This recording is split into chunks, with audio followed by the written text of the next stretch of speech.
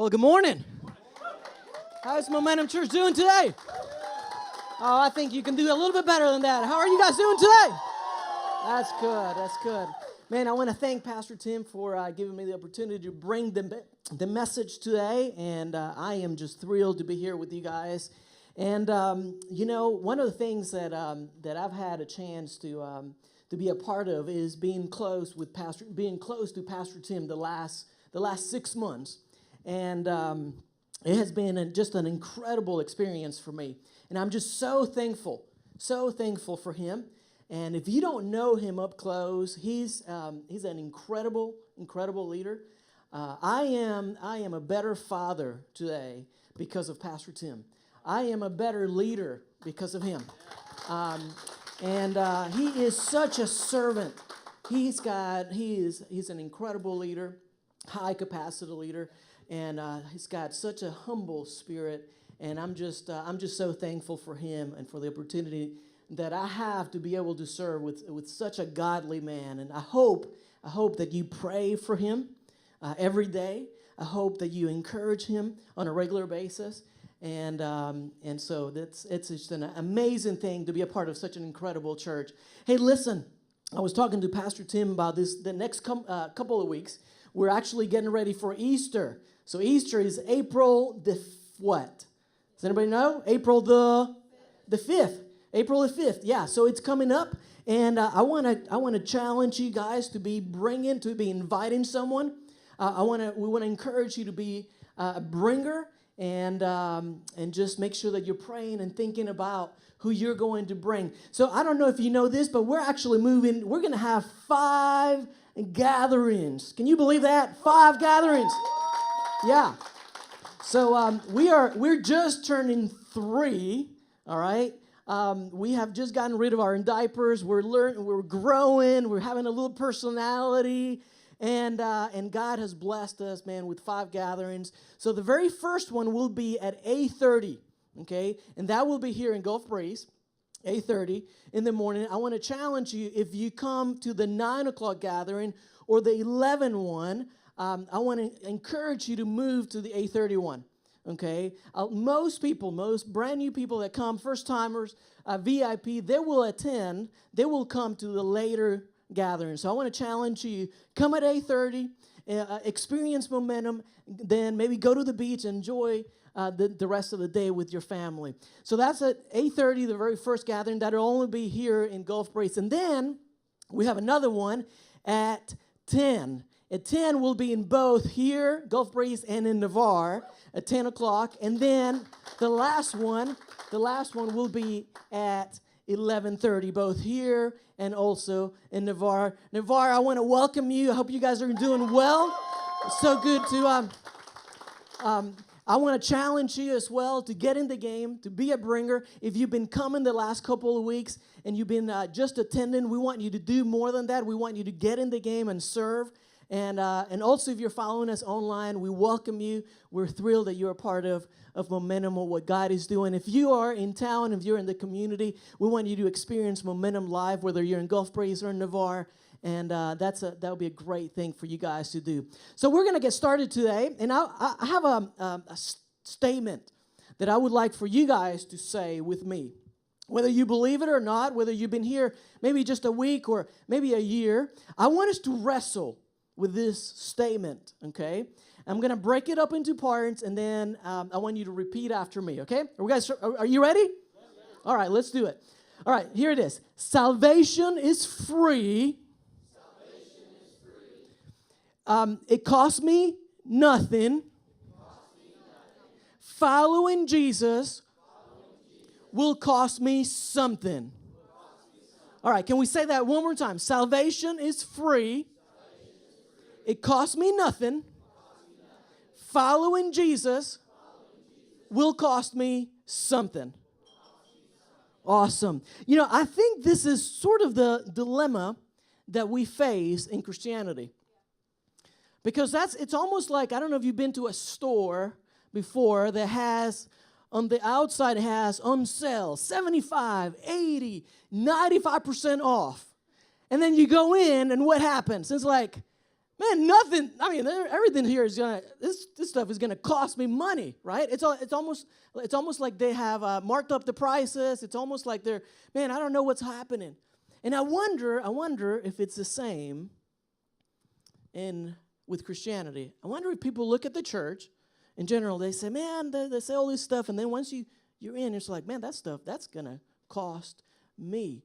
You know, I was actually looking online. I've been trying to get in shape the last few months, and I found out that there is this company that basically they're saying that you can lose weight. You can lose up to 30 pounds, and you don't have to exercise. You don't have to watch your diet. In fact, I think this is kind of how they're putting it. Take a look on the screen. This is what they're saying. Lose up to 30 pounds without dieting. How many of you would love to do that? Yeah. And, of course, there's a small fee, $59.99 a month, plus shipping and handling. You know how much is the shipping and handling? $69. And they have made, of course, you and I, we know better, right? But they have made, in the last few years, and I'm not going to say any names, but they have made $360 million. Basically, they're saying, yeah, we'll sell your product. You don't have to exercise. You don't have to do anything. Don't worry about what you eat. You can lose 30 plus pounds. And I'm like, right. So I wonder if people look at us, people who are not connected to the faith, right? And they're looking at us, and it's like the sign outside says, free. And under it, it's a small print. And there's all the rules and all the regulations. And I wonder if people are just turned off by religion because of all the rules and all the regulations. And you look in the New Testament, if you're honest, man, there's like over 600 different rules in the Old Testament. There's a rule that if your teenager is rebelling, you can actually take him or her into the city council and you could stone them. Imagine that. Okay, talk about putting the fear of the Lord in your kids, right? But that's there. You fast forward into the New Testament, and there's still a lot of rules. They're more like principles, but the New Testament talks a lot about morality and marriage. It talks a lot about how to handle your money, what you're supposed to do, the way you're supposed to live, purity. And so if you're like me, man, I remember when I was just beginning in this journey, I remember thinking, man, I'll take the free gift. I'll take the free shirt. But I'll take the fire insurance, but I'm not really sure that I want the rest. I'm not really sure that I want what comes with it. And I saw an ad a few weeks ago, some time ago, longer than a few weeks, and on the newspaper, and this lady put a picture. Let's put her up on the screen. This lady put a cat on the left side, her cat, and her husband, okay? And this is the ad. This is what she put on the ad. She put, this is what the ad says: beautiful 6-month-old kitten, playful, friendly, very affectionate, ideal for family with kids. And next to the picture of her cat, she put a picture of her husband. It says, handsome, 32-year-old husband, personable, funny, good job, but does not like cats. Says he goes or the cat goes. Call Jennifer, come see both and decide which one you want. I saw that and I thought, is that how it is? Is that how it is for us? Man, I'll pick that, but I don't like that about my faith. I will go there, but I'm not going to go there. And it's like, man, it's going to take everything, but I'm not really all in. I'll take salvation, but I'm not really sure I want to get dunked, okay? I'm not really sure I want to get baptized. I will take grace, but I'm not really sure I want to get rid of some of those habits, destructive habits. You know, I will take the free gift, but get up at 5, 7 in the morning to serve the church that Jesus Christ died for, I'm not sure I'll do whatever, but I'm not really sure I'm going to do that. And while salvation is free and it costs me nothing, following Jesus will always cost you something. And here's the truth. The challenge is it's the same for all of us. Whether you're the lead pastor, whether you're a student pastor, whether you are 5 years old or you're 50 years old, all of us struggle with that. It's almost like, all right, I have this one thing that if I give it up, man, if I give up that person that I've been dating, if I give up that job, I know this is not what God wants me to do. I know that this is not the way He's leading me. But if I give that one thing up, I wonder who's going to fill up the emptiness in my heart. And it's a matter of trust, And it's the funny thing that the struggle is for all of us. It doesn't matter if you're here or if you're there. All of us struggle with it. And so this morning, we're going to look at this guy. If you have your Bibles, turn to Luke chapter 5. Luke chapter 5, if you have your phones, your iPads, whatever you brought. Luke chapter 5, I'm reading from the NLT, New Living Translation. And I want us to look at a story of a guy who basically Jesus comes up to him and he asked him to do something that was going to cost him something. He asked him to do something that really didn't even make sense. Okay, this one thing that Jesus asked this guy, it was not even culturally relevant. It just didn't make, humanly speaking, it just didn't make any sense. And I want us to look at this man's reaction, and I want you to see the outcome. Okay, it's a powerful story. So we're in Luke chapter 5, verse 1. It says this: one day, as Jesus was preaching on the shore of the Sea of Galilee, great crowds pressed in on him to listen to the word of God. He noticed 2 empty boats at the water's edge, for the fishermen had left them and were washing their nets. So I want you to kind of get an idea of what's going on. Okay, so Jesus is preaching. For all we know, man, there's hundreds of people. And of course, back in that day and age, they didn't have any sound systems, so people had to get really, really close to him. They're getting so close to him that they're pushing him against the water's edge. Okay, they're listening. It was early in the morning. It could have been a sunrise Sunday gathering. I mean, they're there. I mean, it's early in the morning. We know that there are fishermen there, and we also know from this profession that what they would do is they would go out all night. And they would fish, and they would get done early in the morning. And so they were done, okay? It was the end of their day. They were packing things up. They were washing, rinsing the nets. They were washing the boat, getting ready to go home. They had a long night. Now, one of the boat's owners was Peter. And Peter's here, and for him, it was just an ordinary day. This was just same old. This was his family business. For Peter, Peter never grew up. He never grew up saying, "Man, when I grow up, I want to be this," or "When I grow up, I want to be that," because he actually was born into this family business where everybody was a fisherman. Okay, so his great grandfather was a fisherman, and his dad, and so that knowledge was passed down from generation to generation. So when he was a little kid, he knew, I'm going to be a fisherman. And so he knew that this is what I'm going to do, this is what's going to happen. And he's probably a few feet away from Jesus, probably listening, he's wrapping things up. And I want you to see what happens in verse 3. It says, stepping into one of the boats, Jesus asked Simon. By the way, anytime that we see that word Simon, we're talking about Peter. It's Simon Peter, that's his name. So stepping into one of the boats, Jesus asked Simon Peter, its owner, to push it out into the water. So he sat in the boat and he taught the crowds from there. When he had finished speaking, he said to Simon Peter. Now, what he's getting ready to ask is crazy. It doesn't make sense. It doesn't, to him, I'm sure, to Peter, I'm sure it frustrated him. This is what Jesus says. He says, now go out where it is deeper and let down your nets to catch some fish. Verse 5. Master, Simon Peter replied, we worked hard all night and didn't catch a thing. But if you say so, I'll let the nets down. Now, I want you to think of all the things Peter could have said.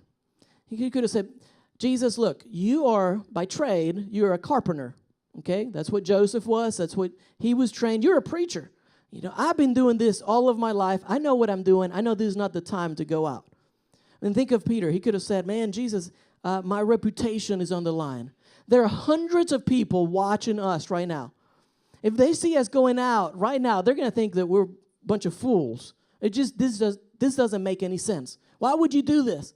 I mean, Peter could have said, man, Jesus, I'm tired. It's been a long night. I want to go spend some time with my family. Man, I have to come back tonight. I have to come back tonight and make up for lost revenues. Why are we doing this? I don't want to waste my time. I don't want to waste my reputation. I don't want to do this. But he doesn't do that, right? He says, I'm gonna trust you. But I'm sure in his heart, there was a little bit of frustration, okay? Has that ever happened to you? You get ready for something, and it doesn't go exactly the way that you wanted it to go? If you have kids, you may be able to relate. Around Christmas time, one of the things that families always do is they take their kids to take a picture with who? With Santa, right? And a lot of times moms, they'll get ready their clothes for the kids, and then they'll make sure they have a bath, and they'll make sure that they're looking good, and they'll stand in line for an hour. And then finally comes a time for her son or her daughter to have a picture with Santa. They've been dreaming about this day, and something like this happens. Let's look at on the screen. Has that ever happened to you? It's like, no, don't do that. Or you're getting your kids ready for Easter. Or for maybe it's Mother's Day, and you get a nice outfit for them, and you're getting them ready to go, and something like this happens. Take a look.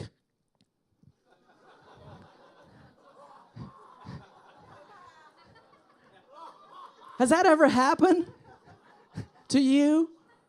You work, maybe for you, you've worked on a project all night long, and you're away from your family. And you're working on this project, and you get up in the morning, you show it to your supervisor, and it's like, he says, it's not at all what I want you to do. And he says, you're going to have to redo this thing. What usually happens to us? We're like, oh, no, it's like pure frustration, right? I think that's kind of what was happening to Peter. But he said, I'm going to trust you. I'm going to trust you. Even though I've spent all night out, even though I've been out there killing myself, even though you're not a fisherman, I'm going to trust you. It's kind of like this. I need a volunteer. I need somebody to help me out. Let's see. Would you mind helping me out? This is what you get for sitting on the front row. Bring your purse if you don't mind. That's awesome. All right, come over here. You guys give her a hand. Awesome. Thank you so much. Now, we haven't talked about this moment right now, right? Okay, so I just want to make sure that everybody knows I haven't really coached you on what to say or what to do. So this is not stage, okay? I'm going to ask you for some things, okay? Do you trust me? Yes. That didn't sound very reassuring. Do you trust me? Yes. That didn't help. All right, so I'm going to ask you for some things, some items, okay? I promise you this. I promise you by the end of the gathering, you will be better off, okay? All right? So you have to trust me for this to work out. If not, you're going to mess my message up, and we don't want that, all right? So I'm going to ask you for some items, okay, that you have maybe in your purse, maybe on your neck, or I don't know, maybe a ring or something, okay? And you have to give them to me. You don't have to. It's your choice. But you will give them to me, and when you do, you're transferring ownership of those items to me. Okay? Are we good? Okay. It's a great trick, man. I'm so glad Pastor Tim is letting me preach today. So, what's this thing that you have right here? Your wireless headset. Would you mind giving me that? Yeah, I don't have one. These are awesome, man. They're great. Thank you so much. Awesome. So you do know that you're transferring ownership of the items that I'm asking you, and you're giving them to me. Now, I told you you're going to be better off, okay? All right. Let me see. Do you have maybe a cell phone in your purse? It's over there. How about you? Would you mind bringing the cell phone? It's awesome. Good job. What do you have, an iPhone? Yes. Awesome. Good deal. Great. It's got the car keys, credit cards. That is awesome. You know,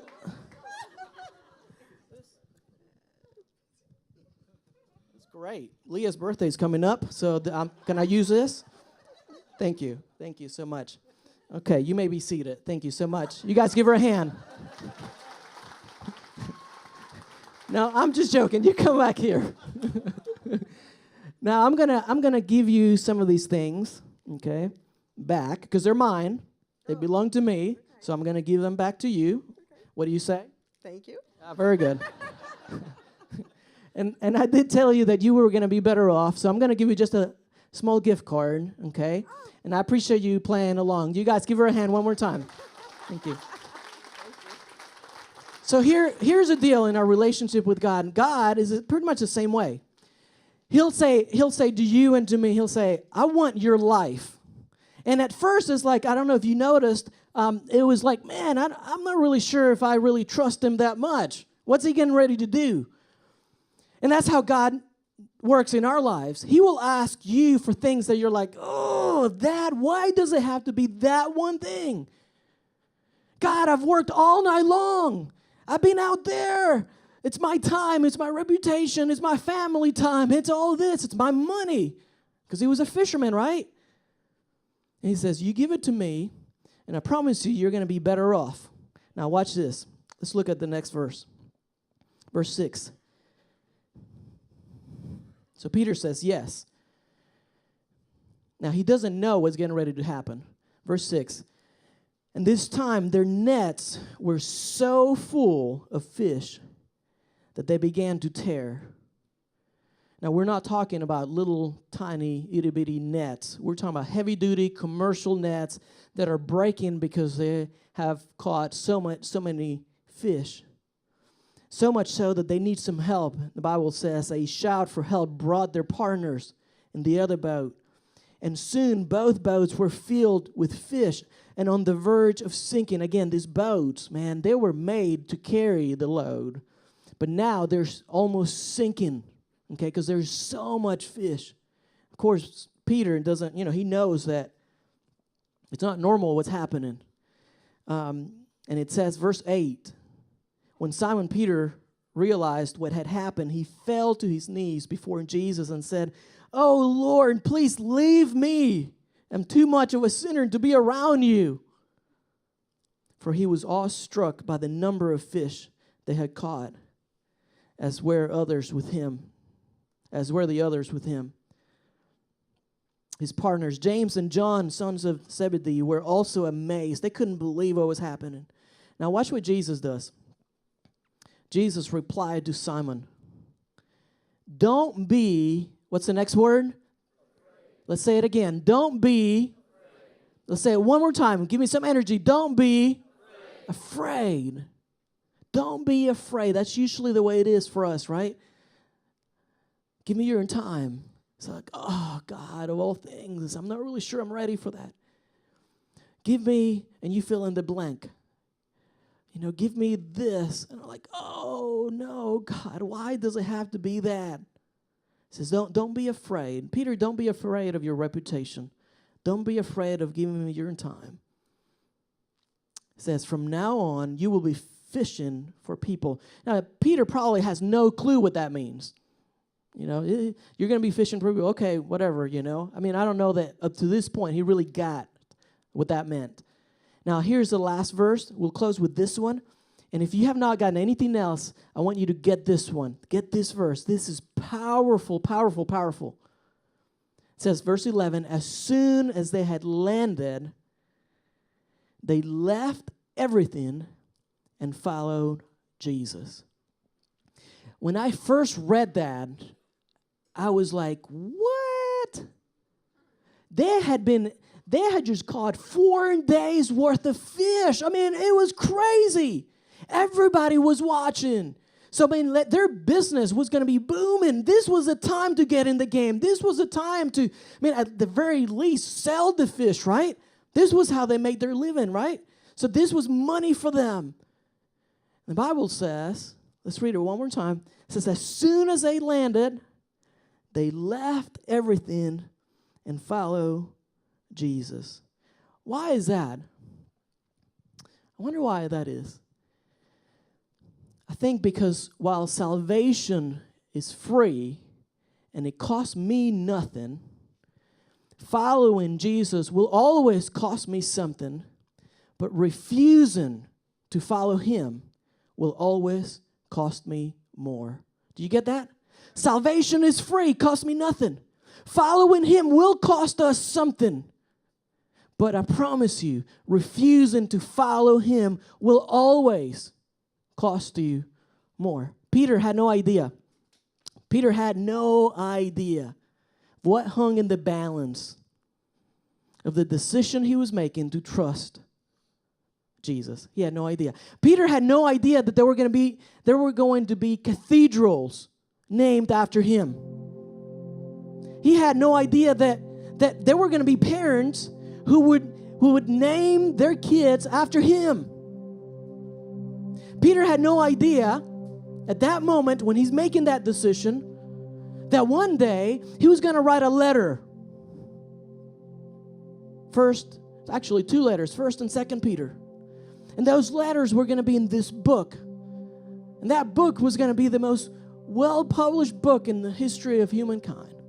He had no idea that it was going to be the bestseller. He had no idea that 2,000 plus years later, there were going to be a group of people who were going to be studying his life. And they were going to be doing the research and finding out who was he? What did he do? How did he do it? You know, Jesus never came up to Peter. He never, not once did he say, hey, Peter, come here, come on. Listen, if you obey me right now, if you do what I'm telling you to do, I promise you, you will be one of the 12.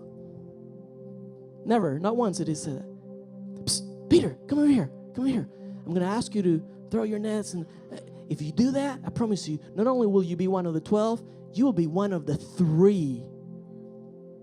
You'll be part of the inner circle. You will walk with the Son of God for 3.5 years. He had no clue.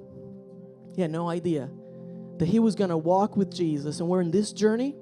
We're taking this journey for the next couple of weeks, heading up to Easter. And he had no idea that one day, in trying to protect Jesus, he would cut a soldier's ear off, and Jesus would pick it up and put it back on his head and heal him. He had no idea of what hung in the balance of the decision to obey him. And neither do we. Neither do we. We don't know what's going to happen when we say yes to him. So let me ask you, what are you holding on to? What are you holding on to that God is asking you to release back to him? He's telling you, I promise you, you're going to be better off. I promise you, you'll be better off. You give me your life. You give me your job. You give me your influence. You will be better off. You give me your kids. You give me, and you name it. You will be better off. You know, there's a little girl, 4-year-old girl, who was playing with her mom's vase. And it reminded me of when my kids were little, you know, they would play, man, they had tons of toys. My dad worked for a toy company, so every Christmas they would get tons of toys and more that we could handle. I mean, it was crazy. And all of our kids, they always play with the empty box, you know.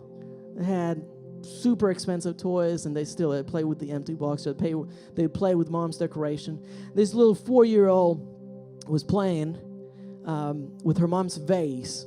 It was a very expensive vase, very rare. It had been passed out from generation to generation. So it had some value monetarily, but also sentimental value. This girl was playing with the vase, and she put her hand in it, and it got stuck. She couldn't get it out. And her mom tried to help her and try to put some lotion or lube or whatever, and couldn't get it out. Ended up calling the fire department. The firemen came. They tried to work on it for about an hour, and still, man, her arm was so difficult to get it out, and she couldn't do it. I mean, it was actually to the point that it was hurting her to pull her arm. And then the firemen looked at the mom, and reluctantly they said, we're going to have to break your vase. I'm so sorry. We don't know what else to do. And so they got a hammer and broke it. And then when she took her hand out, they realized that the little girl couldn't get it out because she was making a fist. I'm like, what in the world? Why were you doing that? Are you insane? And then they realized that inside her hand, her palm, there was a penny. She had been playing with this penny. She dropped it. She stuck her hand in, picked it up, and would not let go. Let me ask you, what is your penny? What is that penny that you're just holding on to? And God is saying, man, it's not worth it. I promise you, it's not worth it. I'm going to ask you if you